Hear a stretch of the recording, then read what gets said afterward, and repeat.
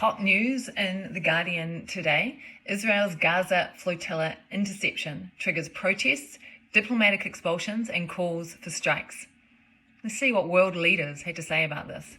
In Turkey, the president said, Israel has once again shown the madness of its genocidal leaders trying to hide their crimes against humanity in Gaza. Yeah, Turkey. Spain, Deputy Prime Minister, this is a crime against international law. The EU needs to break off relations with Israel right now. Boom. Turkey, this was a piracy attack against a civilian fleet in international waters. Yes. Irish Deputy Prime Minister, this is a peaceful mission to shine a light on a horrific humanitarian catastrophe. Fuck yeah, let's go.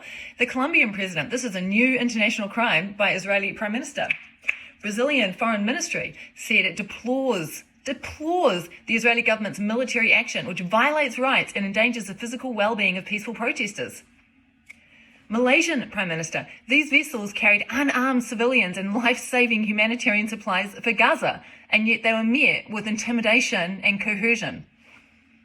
Pakistani Prime Minister, this barbarity must end. Peace must be given a chance, and humanitarian aid must reach those in need. Boom! New Zealand Prime Minister Luxon.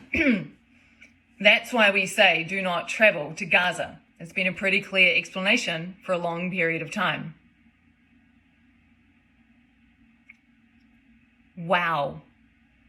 Luxon, did you just blame the protesters for being apprehended illegally by the Israeli military in international waters, trying to bring humanitarian aid like baby formula to humans that are starving and have a genocide that's been ongoing for nearly 2 years against them in Gaza? Did you just blame the protesters? How about you say something like this? 3 of our citizens dared to stand up for what is right, sailing with hope in their hands and compassion in their hearts, and instead were met with force and fear. New Zealand cannot stand silent while conscience itself is under siege. History will ask each nation which side it chose in this hour, the side of indifference or the side of justice.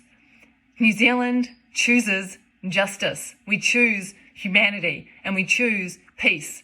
New Zealand therefore calls upon Israel to release all of those detained, to end the blockade in Gaza, to permit the free flow of humanitarian aid, and to uphold the principles of international law. Nothing less will satisfy the demands of justice or the conscience of the world. I reckon that's what New Zealand would really like to say.